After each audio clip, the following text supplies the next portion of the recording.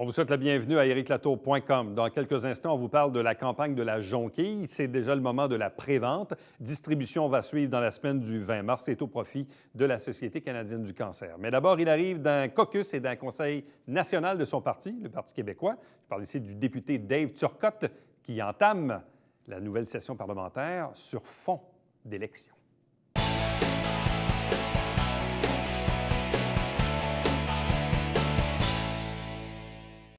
Les députés à Québec vont bientôt rentrer à l'Assemblée nationale pour entamer ce dernier droit avant les élections, qui sont maintenant à date fixe, donc prévues pour le 1er octobre 2018. Avec nous pour en parler, le député de Saint-Jean à l'Assemblée nationale, Dave Turcotte. Bonsoir et bienvenue. Bonsoir. Vous sortez également d'un événement, parce que là, évidemment, on est à la période de l'année où chaque parti politique tient un peu son caucus précessionnel. C'était le cas du Parti québécois en fin de semaine dernière.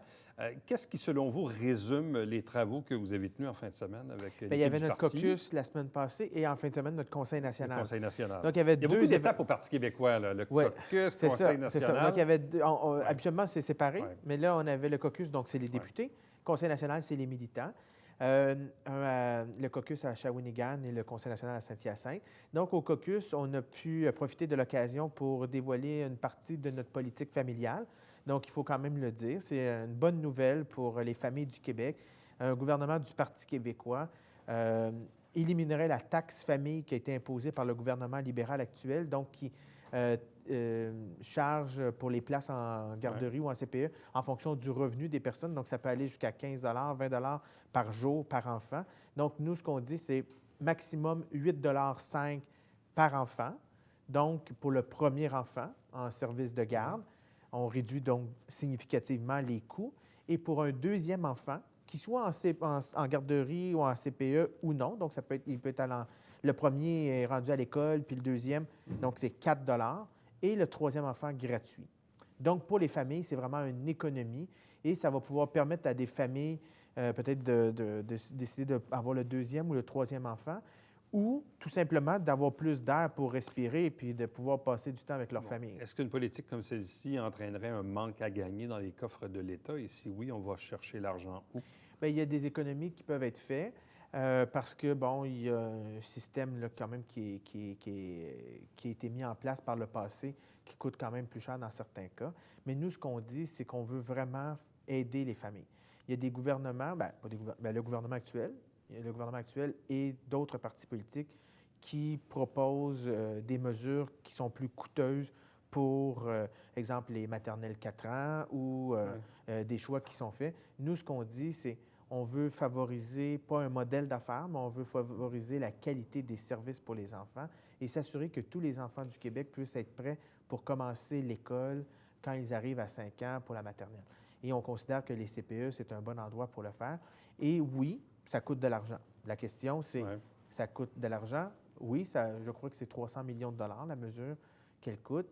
Ça a un coût, mais on considère que c'est important de le faire parce qu'actuellement, on le sait, les familles du Québec ont de la difficulté à arriver.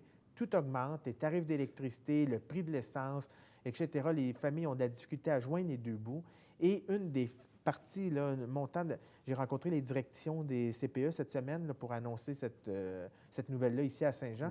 Et on me disait qu'il y a des familles qui sont obligées de mettre ça à crédit, les services de garde, puis les CPE montent une facture et à la fin du mois, à la fin des 2 mois, les familles essaient de payer, ils ne sont pas capables. Donc, en réduisant significativement. On s'entend, là, pour quelqu'un qui paye 20 par jour actuellement, tomber à 8,5 puis pour le deuxième, c'est 4 puis pour le troisième, c'est gratuit. Et pour toutes les familles qui ont un revenu familial de moins de 34 000 ça sera complètement gratuit pour tous les enfants. Et pour une famille d'environ 56 000 et moins, ça sera progressif. Donc, pour tendre au maximum à 8 mais ça sera progressif. Donc, pour aider toutes les familles du Québec, pas juste les plus démunies, mais la classe moyenne aussi. La politique, c'est souvent une ère de perception, si on veut. Les gens ont la perception d'un gouvernement, le Parti libéral, qui est un peu usé, qui est là depuis très, très, très longtemps. On a la perception que ça va mieux à la CAQ, qu'il y a des sondages favorables actuellement pour l'équipe de M. Legault. Voit aussi des départs dans les équipes des partis politiques, quoi qu'il y en a chez les libéraux, chez vous aussi. Alexandre Cloutier, Agnès Maltais, Nicole Léger, il y en a d'autres également qui vont peut-être s'ajouter, d'autres en réflexion. Est-ce qu'il n'y a pas un risque pour le Parti québécois en ce moment de se dire, bien, comme on ne met pas le focus nécessairement sur un référendum pour la prochaine élection, sur la souveraineté, les gens font parfois 2 plus 2 égale 4, dire, ah ben c'est ça, les sondages sont pas bons, donc il y a des vedettes du parti qui décident d'annoncer leur départ. Est-ce que ce n'est pas un danger, ça, pour le Parti québécois, que le public ait cette perception-là, que les gens quittent le navire avant une possible défaite électorale? Ouais, en même temps, Mme Léger fait plus de 20 ans qu'elle est députée. Je sais. Agnès Maltais, ça fait 20 ans à l'élection. Alexandre Cloutier a été élu en 2007 pour la première fois, donc ça fait plus de 10 ans. Ça va faire 12 ans à l'élection. Donc, c'est pas des nouveaux, là, hein? C'est des gens de qualité, mais en même temps, on l'a vu, l'arrivée de nouvelles personnes au sein du Parti québécois. Nathalie Leclerc, la fille de Félix Leclerc, qui a décidé de se présenter dans Charlevoix-Côte-de-Beaupré, et elle avait une belle image. Elle dit, c'est pas le navire qui coule, c'est la roue qui tourne. Donc, quand quelqu'un quitte, ça laisse la place à quelqu'un d'autre. Jacques Parizeau disait souvent que le dernier entré laisse la porte ouverte. C'est un peu ça. Donc, oui, inévitablement, il y a des gens qui quittent, mais ça permet de renouveler le parti. Puis, c'est ce que la population nous dit souvent. Si on est tanné de voir les mêmes visages, les gens qui sont là depuis longtemps, on veut qu'on puisse avoir de la place pour les jeunes, mais je pour sais, les femmes. les trois se sont expliqués, d'ailleurs, pour dire, c'est pas une question de conjoncture, c'est pas parce que ça va bien ou que ça va mal qu'on quitte, c'est juste qu'on quitte parce qu'on était rendu là dans nos vies personnelles. Et souvent, la perception du public, hein, le public va dire, ah ouais, mais là, peut-être parce que ça va pas super bien, puis il y en a qui décident de s'en aller. C'est pour ça que je profite de l'occasion pour expliquer puis réitérer ce qui a été dit par les gens qui ont décidé de quitter. Puis le Parti libéral, bon, des rumeurs qu'il y en aurait 8 députés qui vont quitter. Non, je sais, les autres aussi. Là. Puis bon, Françoise David, quand elle a quitté, tout le monde, est-ce qu'il y a quelqu'un qui a dit que le Québec solidaire, là, c'était fini, puis tout ça? On voit que, bon, Gabriel Nadeau-Dubois est arrivé. Donc, bon, c'est un peu ça aussi, la politique, là. Puis il n'y a pas personne de vous entendre là-dessus parce que ça d'irremplaçable. peut être une perception que les gens peuvent comprendre. Tout à fait. Puis, vous l'avez dit, la politique, c'est un monde de perception, mais il faut aussi, à certains moments, ramener les faits parce que les faits sont têtus. Hein? Bon. Mais c'est ça, dans le fond. Ça va être quoi le défi pour le Parti québécois d'ici l'élection? Parce que là, vous avez évidemment le Parti libéral qui va tomber en mode préélectoral, quoique c'est déjà le cas en ce moment. Vous avez la CAQ, là, qui visiblement, je trouvais très, très drôle la caricature dans Le Devoir de mardi matin. On voyait François Legault sur une vague en voulant dire « OK, on ne bouge plus, parce que les sondages sont bons, mais vous le savez, en politique, les sondages, c'est une photo d'aujourd'hui. Ça peut changer à la hausse, à la baisse et tout ça. » Comment le Parti québécois va réussir à se positionner auprès de l'électorat pour dire « Écoutez, l'alternative, là, c'est pas la CAQ, c'est nous. » Comment vous allez démontrer ça au public? Mais les gens, je crois que le message est clair. Les gens sont tannés du gouvernement libéral, qui est là depuis pratiquement 15 ans, qui a coupé partout, qui a sabré dans les services publics. On le voit en santé, on le voit en éducation, on le voit dans les familles. Toutes les compressions qui ont été faites partout. Nous, ce qu'on dit, c'est on entend ce message-là, et comme les 2 tiers des Québécois dans le dernier sondage qui demandent un réinvestissement dans les services publics parce que qui paie la note, là, c'est les familles du Québec. Quand on attend plus à l'hôpital, quand on n'a pas les soins nécessaires, quand on cherche un médecin de famille, quand notre enfant n'a pas de livres scolaires adéquats ou les commissions scolaires sont obligées de refiler des factures aux parents pour des fournitures scolaires, ça n'a plus de bon sens, ou quand les personnes paient jusqu'à 15-20 $ par jour pour avoir une place en garderie ou en CPE, quand avant c'était 7 et quelque chose. Donc, c'est les gens qui ont payé pour ça. Et en ce moment, le gouvernement, puis vous l'avez un peu mentionné à mot couvert, le gouvernement, dans les prochaines semaines, les prochains mois, je l'annonce à tout le monde, là, il va annoncer des bonbons électoraux, le fameux hasard. Là. Cette année, là, ça va être l'année du hasard. Comme par hasard, le gouvernement a de l'argent pour réinvestir dans tous les domaines. Mais cet argent-là a été pris dans les poches des Québécoises et des Québécois, des familles, des personnes aînées, etc., qui ont payé le prix des compressions des dernières années. Et là, nous, ce qu'on dit, notre message est clair, c'est un gouvernement du Parti québécois sera un État fort. On l'a dit, la question, là, au gym ou au régime, là, les gens l'ont peut-être entendu, cette question-là.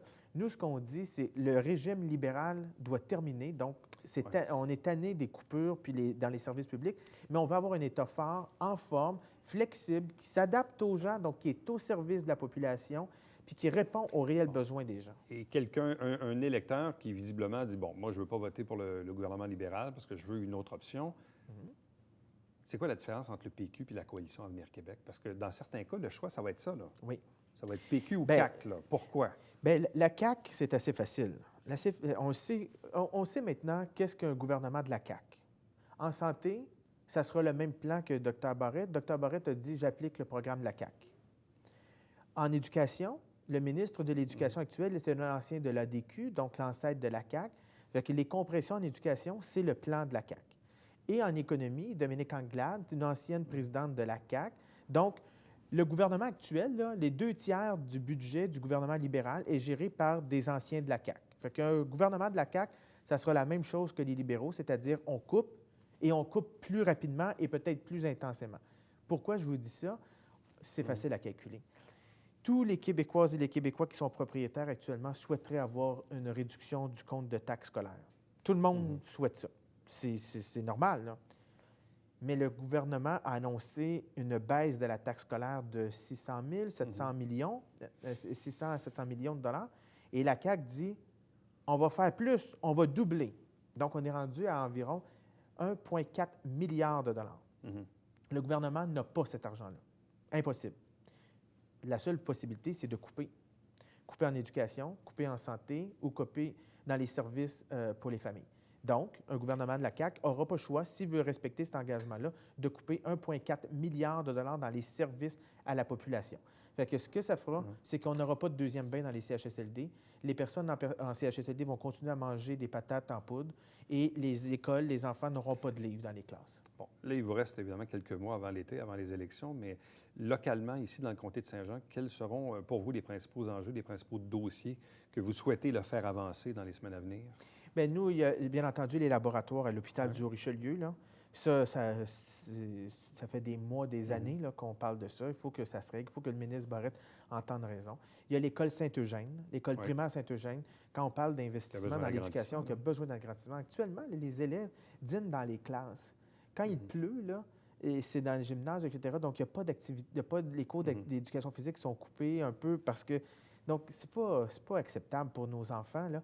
Puis même dans certains cas, ça devient à risque pour la sécurité des enfants et du personnel. Donc, c'est pas acceptable. L'autoroute 35, bien entendu, le prolongement, la congestion routière. La congestion routière vers Montréal, c'est un enjeu qui va devenir encore plus criant avec les problèmes, avec les projets de construction à Montréal. Puis le REM, qu'est-ce qui arrive pas là-dedans. Donc, on va continuer à être très sensible sur ces questions. Il n'y a pas le dossier du champ de tir à l'Acadie aussi? Oui, effectivement. Le gouvernement a décidé de retirer, ou du moins veut retirer, les champs de tir de l'application du règlement sur la qualité de l'environnement et la direction de la santé publique. Donc, ceux qui, au gouvernement, s'occupent de est-ce qu'une décision d'un gouvernement ou d'une entreprise porte atteinte à la santé des gens, dit que c'est très néfaste, les champs de tir. Et là, le ministère de l'Environnement dit non, c'est pas néfaste, il n'y a pas de problème. Mais le bruit à répétition, donc ça, c'est un enjeu qu'on va suivre aussi. Puis il y a peut-être quelque chose que j'ai oublié de mentionner au début, c'est la nomination de Véronique Yvon comme vice-chef. Vice-chef du Parti québécois et future vice-première ministre, donc dans un gouvernement du Parti québécois. Jean-François Lisée l'a donc déjà annoncé. En fait, Véronique Yvon qui avait aussi tenté sa chance au leadership, mais qui, pour des raisons de santé, avait dû décliner sa candidature. Ici, au Québec, on peut avoir recours à mourir dans la dignité et que ça s'est fait d'une façon harmonieuse, d'un consensus national. Hein. Tout le monde, finalement, ont pu s'exprimer ces choses-là. C'est Véronique Yvon qui avait mené ce dossier-là de front et elle a été ministre des Services sociaux dans notre gouvernement. Donc, la main sur le cœur, une personne de compassion qui est à l'écoute des gens, une grande dame, une grande femme au Québec, Véronique Yvon. Donc, c'est une grosse nouvelle là, d'avoir le ticket Lisée-Yvon en vue de l'élection 2018. Donc, ce sera une équipe. Et moi, je m'inscris dans ce duo-là en faisant le trio, comme on dit, le trio fort. Lisée, Yvon Turcotte. Le trio fort au service des gens de Saint-Jean. David Turcotte, merci beaucoup. De bonne session parlementaire. Merci beaucoup. Restez avec nous, puisqu'au retour, on vous parle de la campagne de la jonquille au profit de la Société canadienne du cancer.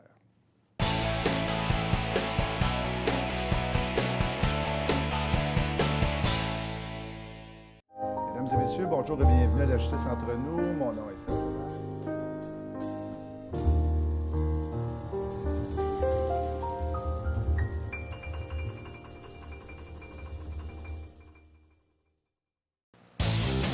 François, cette semaine à Sport Express. Oui, Jean Deslauriers et Alex Surprenant. Et c'est également le Super Bowl. Alors voici ce que vont faire les Ghosts. Ils vont attraper les ballons, ils vont faire les toucher, puis ils vont tirer une volée. Aïe, aïe. OK, salut.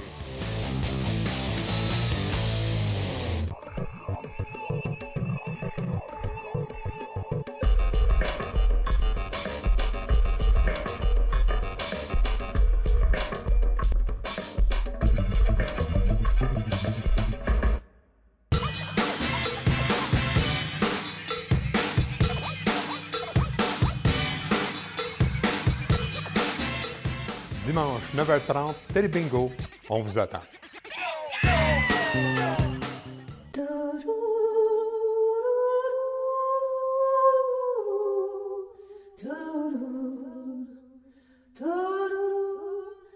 Coulisses Bêta, jeudi, 19h.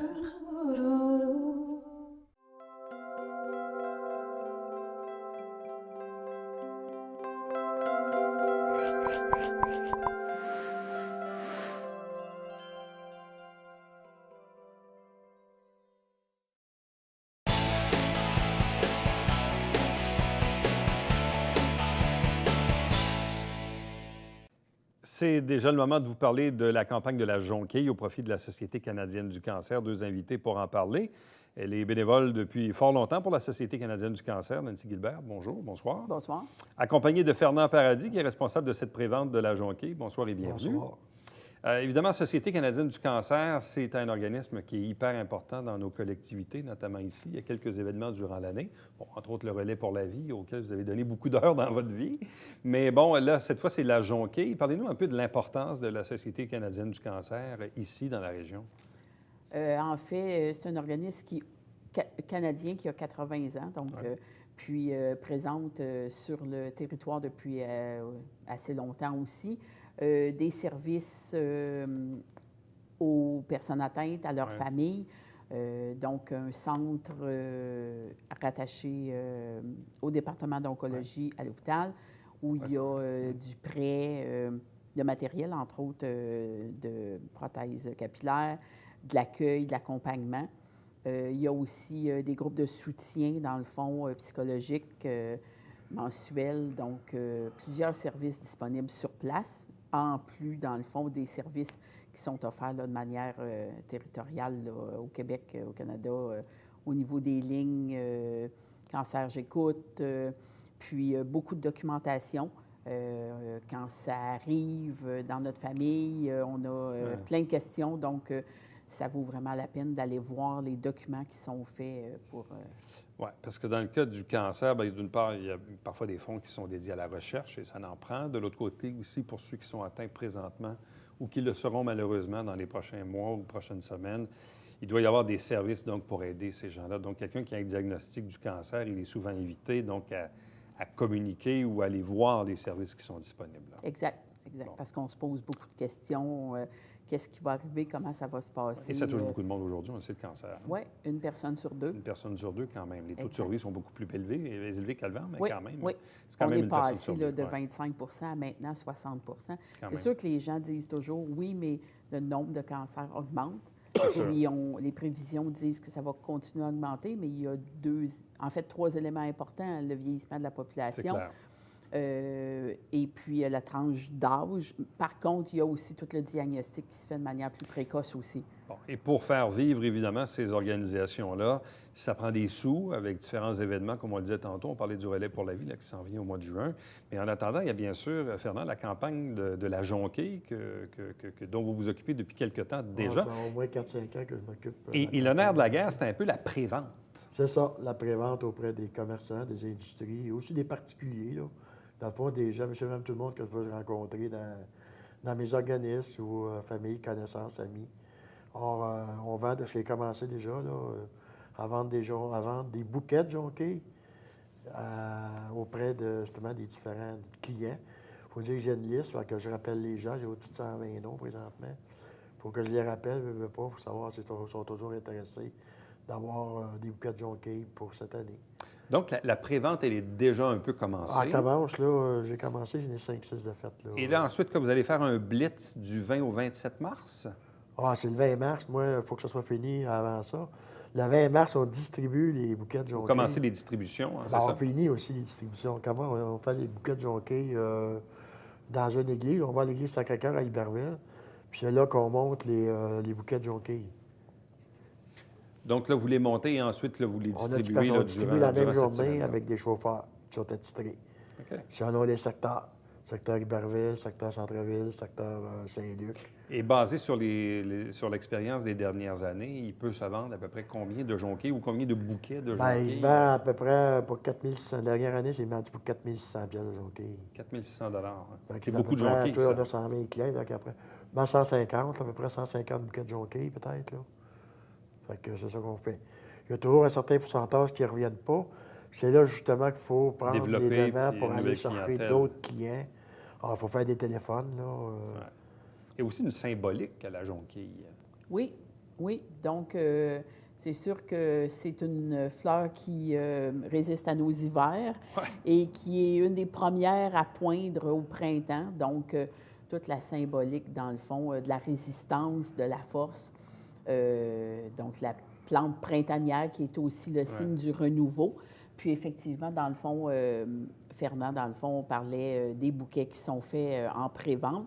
Puis oui, par la suite, dans le fond, la distribution des jonquilles se continue, mais en point de vente des kiosques là, dans les différents commerces de Saint-Jean. Là. Il y a une douzaine de points de vente à peu près. Donc, effectivement, c'est pour ça que ça s'étale. Dans la semaine du jusqu'au- 20 au 27. Le là, 21, c'est-à-dire. 22, 23, 24. Exact. Donc, il y a des commerces, évidemment, qui achètent des bouquets et qui ensuite, donc, les rendent disponibles. là. En fait, c'est des bénévoles c'est les sont dans commerces ces qui nous commerces-là. accueillent. Oui, exactement. Nos comités s'installent dans différents commerces. Là, une douzaine, une quinzaine de points de vente là, où ces journées-là, les jonquilles fraîches seront disponibles là, si les gens veulent en acheter 3 ou 4. Mais comme Fernand disait, les bouquets s'adressent principalement au commerce. Par contre, des individus peuvent aussi faire des demandes là, d'avoir des bouquets. Donc, à ce moment-là, on a des paquets de 25 ou 30 jonquilles. Bon. Et ça coûte combien, les jonquilles, dans le fond? 10 jonquilles, c'est 10 jonquilles pour 25 faut pas me tromper. 20 jonquilles pour 30 et 30 jonquilles pour 40 Donc, on est dans cette gamme de prix-là. Oui, dans cette gamme de prix-là. Qu'est-ce que ça demande comme logistique, comme bénévole, organiser cette campagne, cette pré-vente? Bien, présentement, pour ainsi dire, c'est presque moi qui fais les appels téléphoniques là, ou les visites aux différents... Ça demande d'avoir un bon suivi, avoir un beau tableau Excel avec puis être capable de suivre ça très méthodiquement pour s'assurer qu'on n'oublie pas personne. Puis il y a une fois que je remplis les formulaires, je donne ça à la responsable parce qu'il faut savoir à cette heure que maintenant, le bureau est situé à Châteauguay. Le bureau, le siège social est rendu à Châteauguay maintenant. Celui qui s'occupe du territoire de Saint-Jean est basé à Châteauguay. là, C'est ça, justement. Fait que, puis là, mais la logistique, c'est plus, en termes de jonquilles, c'est plus la journée même du 20 mars, où il faut des chauffeurs, au moins 5-6 chauffeurs. Actuellement, les chauffeurs sont accompagnés d'une personne, fait que le chauffeur y attend, puis c'est la personne qui... Donc, vous avez une dizaine de bénévoles de cette journée-là. c'est ça, plus les personnes qui montent les jonquilles à 8 h le matin, là, c'est pour ça, 8-9 h le matin. C'est quand même beaucoup Une de bonne logistique. logistique. Là. Mais les gens, parce que, bon, vous dites que vous avez une liste, là, vous les contactez, ceux qui l'ont déjà acheté, mais ceux qui voudraient en acheter, qui n'en ont pas acheté les années passées, comment ils font pour rentrer en contact Bien, avec ils peuvent vous? vraiment m'appeler moi-même. Là, je peux donner mon numéro, 514-774-8133. Puis, il n'y a aucun problème. Je pense que je vais aller marquer mon numéro peut-être Ouais, sur tout à fait, au bas de c'est ça. l'écran. Fait Donc, que, les gens vous contactent directement, ils me peuvent contactent déjà directement, réserver puis, leur ils réservent des jonquille. bouquets, c'est ça. Bon. Fait qu'il n'y a pas de problème à ce niveau-là. Là, entre-temps, évidemment, comme je le disais en introduction, il y a aussi le relais pour la vie qui s'en vient quelque part au mois de juin. Là. Souvent le premier vendredi. Oui, 1er juin. Cette année, c'est un premier, donc vendredi, le 1er juin. Donc ça aussi, là, on est dans l'organisation en ce moment-là. Oui, recrutement des participants, des équipes, effectivement. Puis oui, Fernand disait pour la pré-vente, puis la distribution aussi à nos points de vente aussi, s'il y a des gens qui ont un peu de temps, des blocs là, de 2 ou 3 heures à donner là, la semaine entre le 20 et le 24 mars, donc en contactant Fernand ou en Et donc, vous êtes à la recherche de bénévoles aussi. Là. Ouais. C'est ça, parce que la personne c'est Carole Bernier qui est responsable des kiosques dans les différents commerces. Bien souvent, c'est des épiceries, là, où on se rend à la porte, puis il y a des jonquilles qui sont disponibles du mercredi au dimanche, là. Ça a l'air de rien. Fernand l'a dit, là, dans le fond, il y a eu un transfert, des réorganisations de territoire. Hein, ça se fait dans tous les domaines. Donc, maintenant, on n'est plus associé à Yamaska, Richelieu, on est associé à Sud-Ouest. Donc, on est rattaché au bureau de Châteauguay. Mais, bon an, mal an, l'année passée, ça représente près de 25 000 qu'on ramasse quand même dans le Haut-Richelieu avec la campagne de la Jonquille. Donc, c'est quand même important énorme, sur c'est notre énorme. financement. Oui. Bon. Donc, campagne de la Jonquille. Actuellement, c'est la prévente. Si vous désirez devenir bénévole et ou acheter des jonquilles, vous contactez Fernand Paradis au numéro indiqué. Et ensuite, donc, distribution de ces jonquilles le 20 mars et dans les jours suivants, évidemment, dans les différents points de vente où il y aura des bénévoles de la Société canadienne du cancer pour vendre les fameuses jonquilles. Merci, c'est ça. Bien, à vous deux, un gros merci, puis Ça félicitations, puis meilleure chance. Bonne chance pour la suite, parce que là, vous avez du boulot qui vous attend. Là. Oui, merci beaucoup. Merci, Éric. Merci. Restez avec nous, puisqu'au retour, on vous présente le Babillard quotidien.